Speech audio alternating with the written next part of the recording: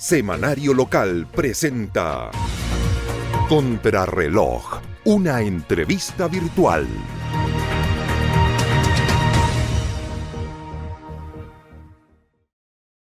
Hola, ¿qué tal? Muy buenas tardes. Habitualmente, como cada sábado para ser emitido dentro del transcurso de la semana, nos encontramos en el Café Bar Restaurant Queros, en la Galería Viller de la ciudad de Osorno. Hoy día el dueño nos atendió personalmente en la instalación de los equipos con mucha cortesía, invitándonos permanentemente a participar y utilizar este espacio para seguir emitiendo este programa que busca invitarlo a usted junto a Bernardo Candia Enríquez a ser parte de una conversación informada con respecto a aquellos temas que son de relevancia o aquellos temas incluso que no son de relevancia porque no han sido visibilizados a través de las agendas públicas. Por eso que existe por parte de Bernardo, creo interpretarlo, y parte mía propia, un interés en llegar hasta usted con temas que son de importancia. Bernardo, un gusto saludar y compartir con usted de nuevo. Hola Claudio, buenas tardes. Claro, hoy día estamos acá nuevamente en este hermoso paisaje para compartir nuestras opiniones que ojalá permitan también un análisis y una discusión, porque básicamente lo que buscamos como propósito es que la gente también se detenga a reflexionar y a pensar sobre los temas que son importantes y relevantes en el contexto nacional e internacional, de tal forma de que cuando se opine en forma fundamentada, porque hoy día pareciera ser que en el siglo XXI, donde más información tenemos, exacto, menos informados estamos y opinamos sin ningún fundamento, y eso queda en evidencia muchas veces en relatos construidos desde la mentira, desde la creencia y no de la evidencia. Y jugando más con la emocionalidad que con la realidad, y como le gusta decir a Bernardo Candia, con la evidencia, que es finalmente lo concreto y lo sustancial para obtener una visión general de las problemáticas sociales con un cable a tierra. Efectivamente, lo último tema que ha salido a la opinión pública, que es importante que la ciudadanía, porque muchas de las familias están tomando decisiones en este momento en torno a dónde mandar a su hijo, a qué universidad, y por lo tanto los resultados de la PAE son importantes de analizarlo, pero sin el ideologismo que subyace cada vez que aparecen los resultados, en donde uno nota tres cosas a lo menos. Primero, la falta de profesionalismo de muchos de los periodistas que hacen reporte y ranking sin ninguna información ni evidencia certera que dé cuenta de los resultados o del análisis de los resultados. Uno podrá tener opiniones, pero tiene que sustentarse en evidencia y en fundamento. Segundo, muchas de las familias toman decisiones en función de distintas variables. Primero, la variable económica, es decir, mandar al hijo en aquella universidad que está más cerca de tu casa, porque obviamente los costos son mayores si se opta por una carrera que está impartida por otra universidad que está más lejana de su hogar. Y tercero, bueno, muchos también miran y observan los resultados para ver a qué universidad le garantiza una mayor empleabilidad el día de mañana una vez egresado de acuerdo a sus opciones. Y yo creo que es bueno también darle una mirada a nuestro sistema educacional, de cómo podemos mejorarlo, de cómo podemos tener un mejor resultado el día de mañana, porque cuando se está invirtiendo en educación se invierte a corto, largo y mediano plazo. Y por lo tanto yo creo que es importante tener un análisis mucho más certero de cuáles son las variables que influyen en los resultados que se dan a conocer año a año en Chile. Y que se presentan a través de la PAES. Me tocó participar durante todo lo que fue los últimos 3 años en un proyecto, participar a la distancia en un proyecto del Departamento Provincial de Educación que tiene que ver cómo mejoramos la calidad de la evaluación y cómo le buscamos un sentido diferente a los sistemas evaluativos formativos al interior del aula. Hay un grupo de profesores altamente comprometidos con realizar un trabajo en sus establecimientos educacionales que empieza a cambiar paradigmas que se ven reflejados en este tipo de situaciones y que nacen, como tú dices muy bien, a raíz de estudios concretos que establecen que hay unas deficiencias, por ejemplo, en temas de lectura o de algunos aprendizajes que necesitan ser reforzados de una manera diferente. Sí, mira, lo importante es tener en cuenta que no podemos culpar permanentemente al instrumento que mide, es decir, culpamos a la PAE, culpamos al termómetro, pero no entendemos por qué tiene fiebre el paciente, es decir, Claro. hay que ver cuáles son las causas de esa fiebre y no culpar al termómetro que hace no más que una medición. ¿Cuáles son las variables que influyen, a mi juicio, en torno a lo que son los resultados que uno observa año a año en el sistema educacional chileno? Primero, el nivel socioeconómico. Es decir, cuando tú tienes padres con 17 años de escolaridad, lo más probable, y con un nivel socioeconómico alto, lo más probable es que el hijo de esa persona o de esa familia obtenga resultados mucho mejores que aquel alumno que proviene de una familia mucho más vulnerable desde el punto de vista educacional, con octavo año básico muchas veces terminado, con suerte en cuarto medio, y con unos niveles de ingreso muy inferiores a lo que uno quisiera que fuese el promedio en este país. Es decir, son dos variables que influyen fuertemente en los resultados que se obtienen. Y lo que hace el instrumento es dar cuenta de una realidad terriblemente segregada. En Chile tenemos colegios para ricos, para clase media y para clase más vulnerable, pobre. Es decir, tú tienes un abanico de resultados que no puedes comparar. Los resultados que obtiene una familia de nivel ABC1 con un nivel sociocultural alto, en donde la carga simbólica que le portan ellos en la familia, sobre todo el lenguaje, es altísima, versus un medio social en donde la precariedad y la vulnerabilidad social es enorme, de baja calidad desde el punto de vista simbólico, es decir, las conversaciones que se dan en la mesa no son precisamente de enriquecer el lenguaje, y en segundo lugar, las conversaciones apuntan generalmente a cómo resolver la cosa cotidiana, es decir, cómo yo el día de mañana paro la olla. Es mi preocupación, no es la preocupación que el niño obtenga resultados óptimos. Y por lo tanto tú tienes esas realidades que no son comparables. Entonces cuando tú ves y observas que a través de los medios de comunicación hacen ranking comparando un colegio ABC1 con un colegio municipal, eso es una aberración conceptual y una aberración profesional. Es no entender nada de lo que es la educación. Ahí tienes dos realidades. Aquí no depende de la administración del establecimiento, depende un exclusivo de la variable sociocultural de la cual tú provengas. Es decir, si perteneces a la BC1 vas a tener buenos resultados. Pero si yo comparo este alumno de buenos resultados de los colegios que uno observa aquí en Osorno, por ejemplo, el alemán, el francés, el Osorno College y el San Mateo, bueno, esos colegios representan o reproducen lo que es la sociedad chilena, es decir, lo que están estudiando ahí es la élite de la élite. Es decir, nosotros vamos yendo a reproducir un sistema de educación. En cambio, los colegios municipales atienden a los sectores más vulnerables y por lo tanto los resultados no son comparables. ¿Qué tengo que comparar yo?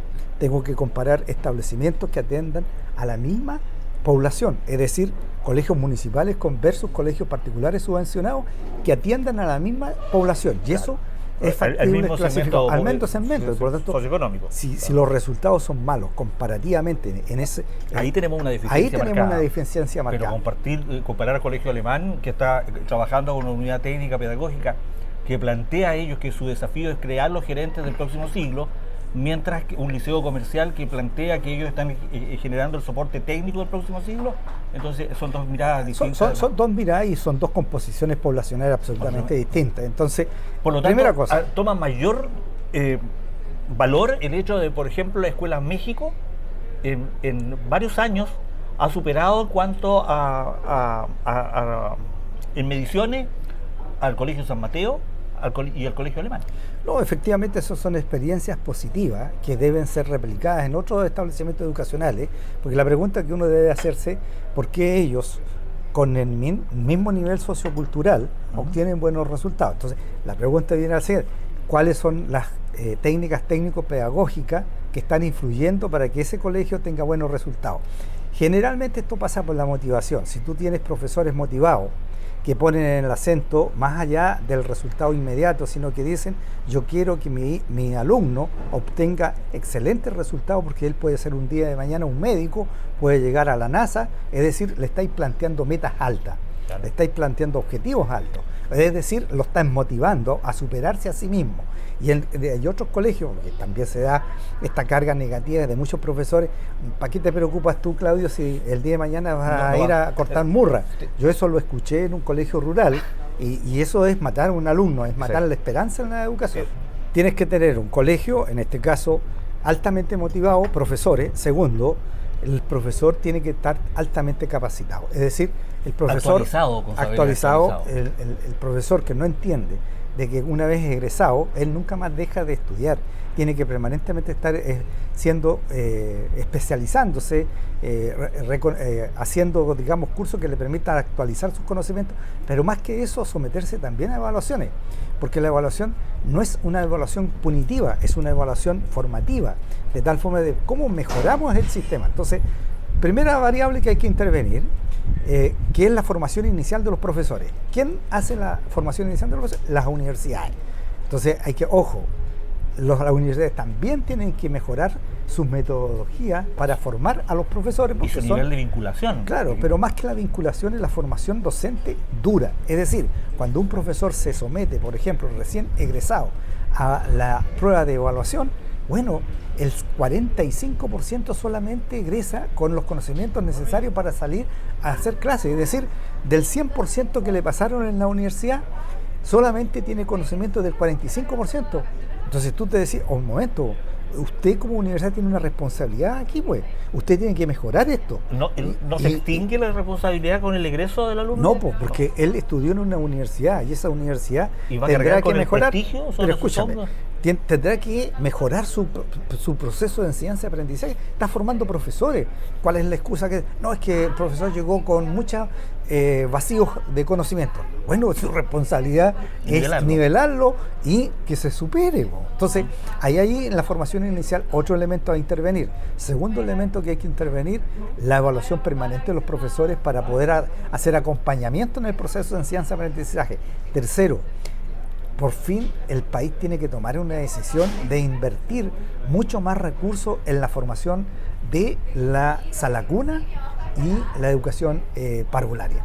Si tú no inviertes en ese segmento, en realidad ahí hacen la diferencia. ¿Por qué? Porque una guaguita que está bien estimulada y que después pasa a parvulario, para que la parvularia le pueda enseñar, bueno, ese niño, si está bien estimulado, la formación inicial de ese niño se produce precisamente en esa edad, cuando las neuronas empiezan a interconectarse. Hasta los 5 años más o menos. Y por lo tanto requiere mayor estimulación. Pero si lo tienes en la casa, la mamá está trabajando, tiene que hacer las cosas, difícilmente va a tener. Versus aquella familia que tiene nana, que tiene todo lo necesario para estimular, que manda a su niñito a temprana edad a los colegios. Es decir, hay un mundo de diferencia. O sea, 3 elementos a intervenir. Yo diría, más recursos a la educación pública. Segundo, formación inicial mucho más rigurosa. Tercero, abarcar el segmento de sala cuna y educación parvularia fuertemente con políticas públicas para que el día de mañana poder tener mejores resultados. Educación inicial fortalecida. Programa Yo elijo mi primer PC, buscaba en algún momento nivelar la cancha con acceso a la tecnología. Sí, efectivamente eso es un muy buen programa, porque además es una estimulación que tienen los niños para poder también esforzarse, que van a ser objeto el día de mañana de tener un computador. El computador hoy día es una herramienta técnico-pedagógica y por lo tanto, bien utilizada, puede ser una herramienta de trabajo permanente, y por lo tanto hay que seguir fortaleciendo ese tipo de programas.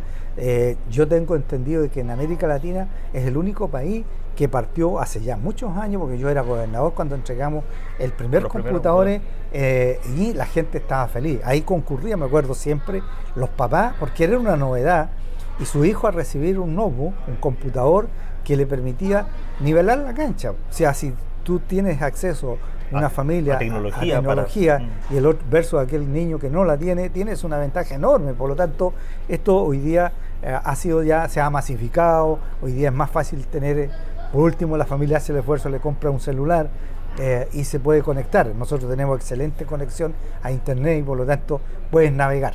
Es decir, tú puedes ir corrigiendo el sistema. Entonces, estos discursos catastrofistas, apocalípticos, de que la educación pública es mala, de verdad a mí me da pena que diputados y diputadas hablen sin ningún fundamento. Yo les preguntaría, ¿alguna vez han analizado los resultados de la PISA? Yo creo que jamás esa gente ha leído los resultados de todos los sistemas educacionales que se someten a evaluación y cuáles son los resultados que obtiene Chile versus los resultados que obtienen otros países similares a nosotros que invierten similar cantidad de recursos en educación, y por lo tanto de ahí uno diría, por favor, lean, y antes de opinar y antes de criticar porque quiero sacar un dividendo político, infórmense y den opiniones fundadas. Ahí es donde falta la rigurosidad, que es algo que planteábamos anteriormente, o fuera de cámara hablábamos de la necesaria rigurosidad por parte de aquellas personas que toman decisiones, de informarse bien de lo que se hace. Entonces, cuando se discute de niveles, estándares, resultados, sin los antecedentes sobre la mesa, estando disponible y teniendo acceso, habla de muy mal de quienes hoy día buscan liderar las conversaciones. Claro, pero también habla mal del que entrevista y no es capaz de prepararse para la entrevista y inquirir información. Porque yo le preguntaría, oiga, diputado, ¿de dónde sacó esos resultados? Claro. ¿Cuál es su fuente de información? No, es que mi percepción.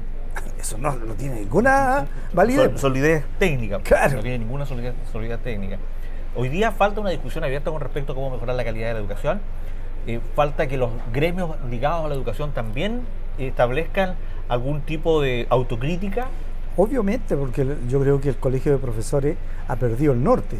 En vez de poner el acento primero en mejorar las condiciones, obviamente, de sus asociados, porque todo sindicato representa eso, intereses corporativos, y por lo tanto tendrá que poner el énfasis en él, pero también tendrá que preocuparse de la calidad de la educación. Es decir, yo últimamente los presidentes de colegios de profesores nunca les he escuchado hablar de la calidad de la educación. Básicamente más bien opiniones políticas, pero no ni siquiera para mejorar las condiciones de sus asociados, sino que muchas veces opiniones políticas que rondan el medio, es decir, no tiene ningún sustento eso. Un gabinete con ministros de educación con un carácter más técnico permitirá mejorar el nivel o incluir la evidencia en la discusión pública. Mira, yo no soy muy... nosotros hemos tenido, creo que a lo menos 2 ministros de educación con las competencias necesarias. Uno fue Harold Bayer, creo que fue del presidente Piñera, el primer gobierno. Que era una persona con mucha capacidad, con buena formación y que sabía de educación.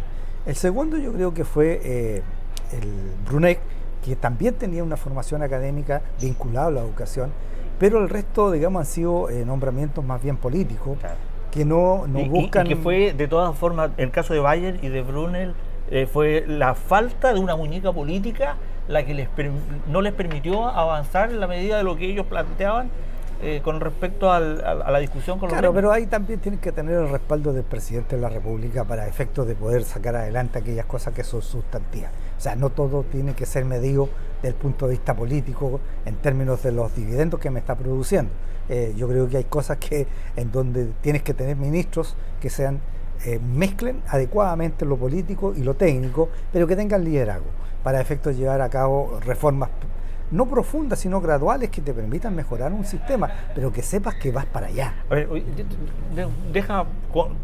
porque yo comparto ese criterio de lo técnico con lo político, pero cuando tú llegas como alcalde de San Juan de la Costa, una municipalidad que estaba en una situación bastante bochornosa, con un exalcalde que dejaba bastantes situaciones inconclusas, ¿aplicaste más un criterio técnico o un criterio político? Ambas cosas. Primero, yo me di cuenta que nosotros no teníamos un equipo técnico.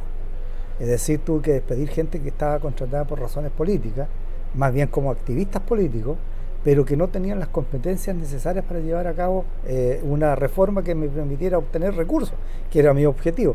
Y en segundo, darle conducción política, es decir, que los conflictos, aminorar los conflictos. Entonces, tú tienes que mezclar esas cosas. Y lo otro es la capacidad de gestión. Porque no saco nada con tener buenos equipos técnicos, me hacen el proyecto, pero si yo no voy a hablar con el ministro, no voy a hablar con la ministra, no socializa con la comunidad de la forma adecuada, tampoco me sirve mucho eso. Me recuerdo una de las primeras entrevistas cuando eras candidato a alcalde. Yo fui a hacerte una entrevista y te pregunté por qué una persona con tanto currículum, con tantas capacidades, con tanta experiencia, se fijaba en un municipio de tan poco valer. Dijiste que yo era clasista. Bueno, ¿te acuerdas? puede ser, pero efectivamente yo creo que de lo que yo más me siento orgulloso es de haber ido a un municipio pequeño, sin recursos, y aportar con conocimiento que es factible sacar adelante una comuna. ¿Y duplicar, triplicar o qué? Nosotros llegamos, imagínate, nosotros en los 12 años apalancamos 294.000 millones de pesos en proyectos, tanto sectoriales como regionales. Y eso te demuestra que sí es factible llevar a cabo una política permanente que te permita sacar adelante las cosas. Anteriormente la municipalidad, la mayor inversión era cuando en pañuelos para llorar los funerales. Claro, cuando yo llegué, la inversión fue que se dio cuenta, fue, me acuerdo, en esa cuenta pública de 3.500 millones. ¿Por qué te pregunto esto? Porque aprovechando la oportunidad, entonces hoy día no tiene algún sentido de lógica criticar una gestión que realizó usted en su calidad de alcalde de 12 años, que generó tal nivel de apalancamiento. Porque hoy día, después de la guerra, son todos generales, ya está, el puente ya está construido. Claro. Entonces ahora reclamar que, pero le faltó un pilar, es como complejo. Pero habla un poco de este nivel, que creo que va a ser hoy día el tema, la rigurosidad. No, claro. El concepto hecho, que debiera marcar el capítulo de hoy es la falta de rigurosidad. Por ejemplo, hoy día, el otro tema que está en el tapete era precisamente esta cosa de cómo está cambiando el mundo y cómo hoy día tú tienes un mundo fracturado con regímenes autoritarios, elegidos democráticamente, pero regímenes autoritarios, y que la geopolítica está cambiando. Hay un nuevo orden. Un nuevo orden que está surgiendo, y que los sustentos de teoría filosófico los da un filósofo, valga la redundancia, ruso, Alexander Dugin, muy poco conocido en Chile.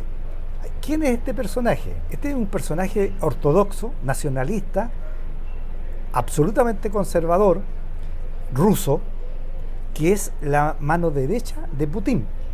Pero no es solamente la mano derecha de Putin, sino que además le da sustento a muchos regímenes autoritarios que están planteando un fenómeno que está cambiando la realidad hoy día relacional entre los países. Es decir, él habla, por ejemplo, de la geopolítica desde el punto de vista multicultural, y por lo tanto esto renueva o revive lo que antiguamente fue el espacio vital.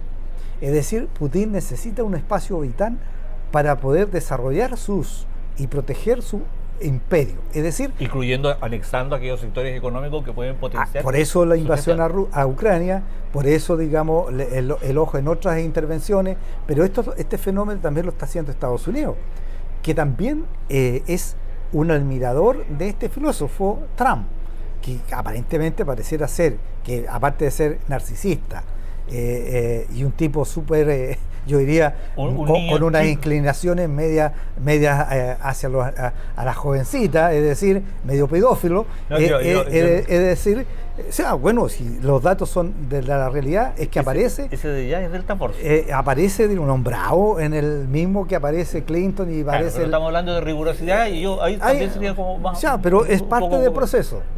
Parte del proceso ¿sí? Comunicacional. No, aquí... pero no, esos son datos ya entregados por la propia justicia norteamericana. Es decir, el tipo aparece ahí, en la foto. Segundo, aparece metido en el grupo. En el grupito. De ahí a calificarlo. Claro, pero me pasé un puente. No, yo creo que no. Yo creo que el tipo efectivamente participó de ese tipo de fiestas medias especiales. Segundo, este narcisista, hoy día ya la mentira le pudo haber funcionado para Venezuela, porque ya se cayó el narcotraficante y en la Organización del Sol. Ya no lo acusan de haber participado a Maduro de esto. Queda latente, son otras las cosas que lo están. Y en segundo lugar, el tipo lo reconoce abiertamente con un cinismo brutal. Voy por mi petróleo. Segundo, yo creo que el tema más que le complica, desde el punto de vista geopolítico militar, es la intervención que tiene China y Rusia en Venezuela. Y eso en América Latina. Ahora, segundo, en Argentina, este Milei que aparece también como muy, yo diría como esta figura de la foquita que lo aplaude todo, que hace así con las manitos. Bueno, Milei representa eso. A todo lo que haga Trump, Milei se lo va a aplaudir.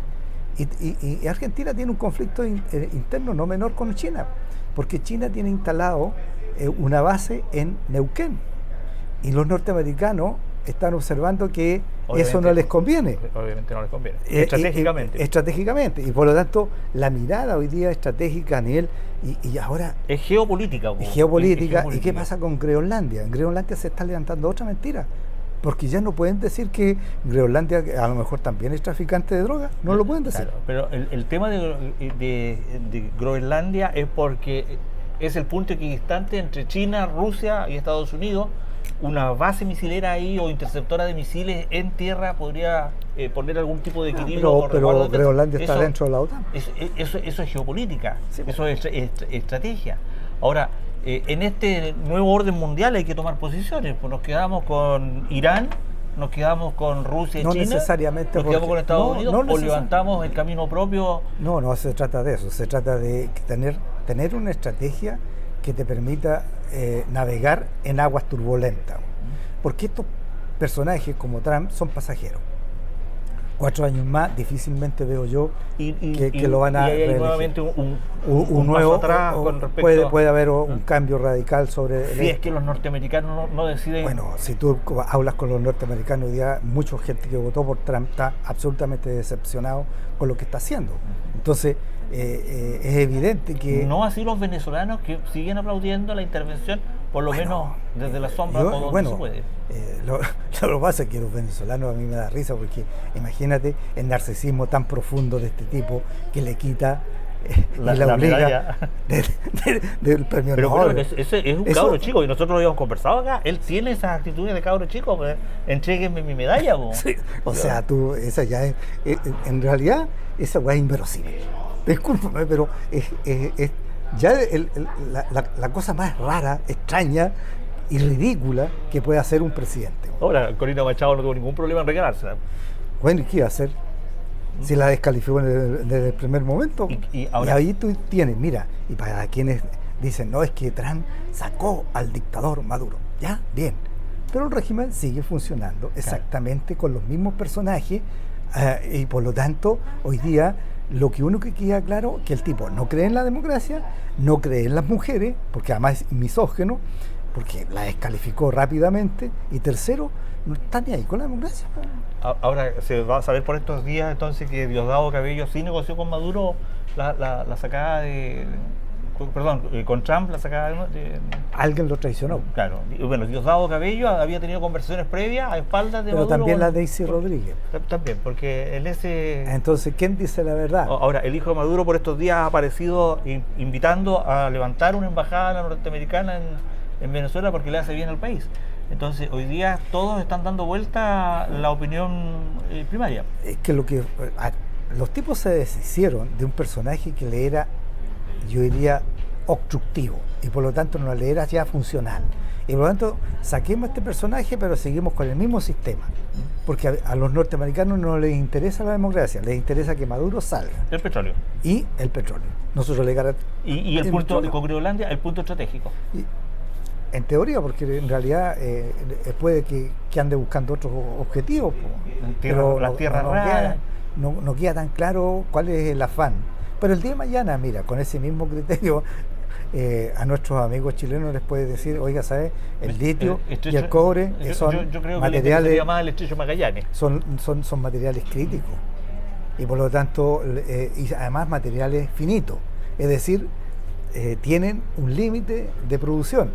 Y por lo tanto, si eso es crítico, hasta que no aparezca una nueva tecnología, el cobre va a seguir siendo el conductor más viable. Los personajes, este ideólogo ruso que tú decías, que hoy día plantea todas unas teorías de las cuales se van afirmando ciertos sectores de la derecha más dura, permiten actuar contestatario o como respuesta a situaciones impulsadas por una izquierda que hoy día la gente rechaza y prefiere un Trump que un Maduro, prefiere ¿a quién? ¿Qué otros líderes? No, yo creo que... ¿Cuáles los referentes mundiales? ¿Cuáles no, son? hoy día la izquierda está absolutamente perdida en el limbo. O sea, yo veo una izquierda absolutamente desarticulada, tratando de desembarcarse de un gobierno que lo hizo como bastante mal en muchos aspectos. Yo diría que, mira, hay muchas cosas que uno tiene que rescatar, que fue la estabilidad que tuvo durante 4 años Chile. Y por lo tanto Chile no pasó mayor cosa. Pero en segundo lugar, la izquierda como referente político y como alternativa va a tener que hacer un análisis muy profundo, y me refiero a la izquierda básicamente al Partido Socialista y al PPD. Fuera dejo al Frente Amplio y el Partido Comunista, que son es otra corriente. No, y otra corriente de pensamiento. Pero esta izquierda más tradicional, si no entiende de que todos estos discursos identitarios no tienen ningún sentido. Bueno, hoy día a la democracia cristiana, ¿qué es lo que le juega en contra? El nombre nomás, un historial, pero yo creo que debiera volver a capturar el centro, o darle la oportunidad o aliarse con los sectores que hoy día se consideran amarillos para poder reconstruir un polo político diferente. O sea, esta cosa es dinámica. En Chile todavía no hay claridad. Yo creo que falta mucho soporte técnico. Lo que sí, la izquierda sigue, nos quedan como 2 o 3 minutos, la izquierda sigue hoy día actuando de una forma irresponsable, por ejemplo, como en el caso de Julio Echuñil. Bueno, yo escuché las declaraciones que hizo en el Parlamento el diputado de la Vaca, ¿sí? De la Vaca. Y la Vaca, que me parecieron absolutamente irresponsables en su momento, no ahora. Porque, como dice, después de la guerra, de todos generales, no, en su momento, porque él habló como con hechos consumados, en consecuencia que habían varias observaciones que uno le podía haber hecho a su discurso. Primero, no había nada concluyente desde el punto de vista de la investigación llevada a cabo por la Fiscalía. Segundo, la señora nunca participó en un movimiento medioambiental en torno, digamos, a una organización. Era una dueña de casa, hermana de Credo, hermana de Claudio, hermana de Credo. Bueno, ella era evangélica. Curiosamente, desde el momento que se sabe que ella empieza a asistir a una iglesia evangélica, su caso también empieza en bajada, porque ya a quién le interesa una evangélica. Claro, pero esa era su realidad, ¿me entiendes? Y que además hoy día se sabe que había confesado algunos de sus feligreses de que efectivamente había violencia intrafamiliar, y por lo tanto tú ves estas declaraciones. Porque, ¿qué le puede criticar a uno a un diputado? La falta de rigurosidad profesional, sin verificar los antecedentes, dar por hecho cosas que no eran evidentes. Y tercero, yo creo que es un llamado también a ser más riguroso antes de opinar sobre materias que son complejas y que son casos que están latentes, pero esta nuevamente falta de confianza en el sistema judicial. Yo hoy día revisaba lo que era la ley de femicidio o los atributos que hacen calificar a un tema como femicidio, y entre ellos está la supuesta superioridad de quien en su rol de hombre ejerce sobre la mujer, en este caso sobre la mamá. Aquí se configura también un delito de femicidio, pero no hay una voz que hoy día esté planteando el tema del femicidio, porque los hechores o los responsables de esta situación tenían una muy buena conexión política, que es la que le permite insertarse en todas estas marchas, gremios, movimientos sociales y canciones. Yo discrepo de eso. Yo creo que es a la inversa. Yo creo que los políticos se aprovecharon de un caso oportunistamente. Porque, acuérdate, estábamos nosotros en previa campaña. El terreno estaba fecundo. Pues, pero estábamos en plena campaña electoral. Y por lo tanto, yo creo que muchos de estos políticos simplemente actuaron oportunamente, en forma oportunista. Incluso creo que lo comentamos acá. Usando un caso que debieron haber estado siempre radicado en la justicia. Ahora, el sector predominante, que es un sector de izquierda, que avala la denuncia de la señora Julia, logran sacar una canción donde hablan del perro Cholito que acompañaba a esta señora que desaparece en los caminos, y bueno, ni siquiera existía el perro. O sea, se llega a un nivel de mentira, a objeto de manipular los sentimientos de las personas, que uno se pregunta, bueno... Porque le compraste un discurso a 3 asesinos. O sea, si el relato del Cholito nace del hijo, y por lo tanto el hijo es el que tiene la creatividad suficiente para inventar un relato que sea confiable y creíble, y además encima vendible. Y como una cuestión compleja. Sí, por eso te digo, el llamado es a ser cauto, a ser prudente, riguroso. A desideologizar las cosas. Los problemas, porque este semáforo que yo lo cuento como anécdota, Bernardo, pero en cierta oportunidad el alcalde de San Juan de la Cosa quiso instalar un pescador del mar, un pescador frente al mar, y salieron unos movimientos mapuches que viajaron de Temuco a oponerse porque ofendía al abuelito Huentillao, el pescador de San Pedro. Y se armó como un conato político, una discusión política, y ya la CAM y todos los movimientos, y le preguntaron al señor Alcafuz, ¿cómo se llamaba él? A Efren, don Antonio Alcafuz. Don Antonio Alcafuz, que era la máxima autoridad. Sí.